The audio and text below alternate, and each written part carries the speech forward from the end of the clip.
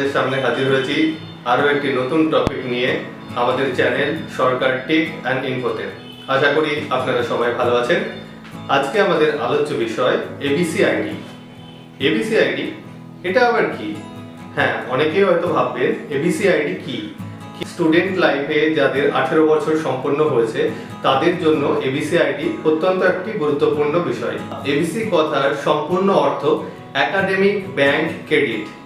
আমরা সাধারণত জেনে থাকি যে প্রত্যেকের একটি ব্যাংক অ্যাকাউন্ট হয় যেখানে তার ক্রেডিট অর্থাৎ টাকা জমাইতে হয়, কিন্তু এই এবিসি আইডি হলো একাডেমিক ব্যাংক ক্রেডিট, অর্থাৎ আপনার এডুকেশনাল কোর্স কি আছে সেই ক্রেডিটটা এই ব্যাংকে বা এই অ্যাকাউন্টে পরিলক্ষিত হবে। অর্থাৎ 18 বছরের পরবর্তী যারা কলেজে ভর্তি হতে চলেছেন, স্নাতক কোর্সে ভর্তি হতে চলেছেন, তাদের জানিয়ে রাখি আপনাদের এবিসি আইডি অত্যন্ত গুরুত্বপূর্ণ একটি আইডি, যেটা আপনাদের বানাতে হবেই। এখন বানান বা পরবর্তী সময় বানান, এটা আপনাদের বানাতে হবেই। যদি এখন আপনি এবিসি আইডিটি বানিয়ে রাখেন তাহলে পরবর্তী সময় আপনি কোন ইউনিভার্সিটির আন্ডারে পড়াশোনা করছেন সেটা শুধু আপনার এবিসি আইডি নাম্বার দিয়ে সেখানে এন্ট্রি করিয়ে দিলেই হবে।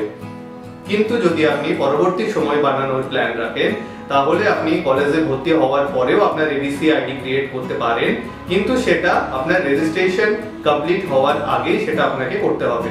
সেটা কলেজ কর্তৃপক্ষ থেকে আপনাদের জানিয়ে দেওয়া হবে। এবিসি আইডি এমন একটি আইডি যেটাতে আপনাদের অত্যন্ত সুবিধা নিয়ে আসছে ভবিষ্যতে।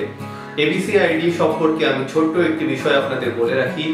অনেক এমন স্টুডেন্ট আছে যারা তাদের সাংসারিক চাপে দেখা যাচ্ছে যে 3 বছর বা 4 বছরের আপনাদের কোর্স সেটা হয়তো কন্টিনিউ করতে পারছেন না। এমন অনেক স্টুডেন্ট আছে যারা 2 বছর পড়াশোনা করে তাদের সংসারের চাপে উপার্জনের তাগিদে অন্য কোনো কাজের মধ্যে যুক্ত হয়ে পড়ে। তাদের ক্ষেত্রে যদি আপনাদের এবিসি আইডি নাম্বারটা থাকে এবং এর মধ্যে যদি আপনাদের একাডেমিক যে সেশনটা চলছে সেটা যদি নথিভুক্ত থাকে, তাহলে আপনি 2 বছর পরে চাইলেও এই এবিসি আইডির সাহায্যে বাকি আপনার যে একাডেমিক সেশনটুকু থাকছে সেটুকু নির্দ্বিধায় কমপ্লিট করতে পারেন কোনো রকম অসুবিধার সম্মুখীন ছাড়াই। এই এবিসি আইডি আপনাদের এডুকেশনাল যে কোর্স, আপনি আপনার স্নাতক বলেই নয়, আপনি আপনার বাইরেও স্নাতকোত্তর ছাড়াও আপনি আপনার অপশনাল যে কোনো কোর্স যেগুলো আপনি করবেন সেখানে যদি আপনি আপনার এবিসি আইডিটি নথিভুক্ত রাখেন তাহলে আপনার একাডেমিক কোর্স কত হচ্ছে, কোন বিষয়ে আপনি কত কোর্স করছেন, পুরো ডিটেলস আপনার এখানে এই প্রোফাইলে নির্দিষ্ট করা থাকবে। ভবিষ্যতে এই এবিসি আইডির মাধ্যমেই হয়তোবা আপনাদের চাকরির ক্ষেত্রেও একটি বড় সুবিধা আসতে পারে। সুতরাং আপনাদের সবাইকে আমি আরো একবার জানাবো যে যদি আপনাদের এবিসি আইডি কমপ্লিট না থাকে আপনারা অতি সত্বর এবিসি আইডি কমপ্লিট করে নিন।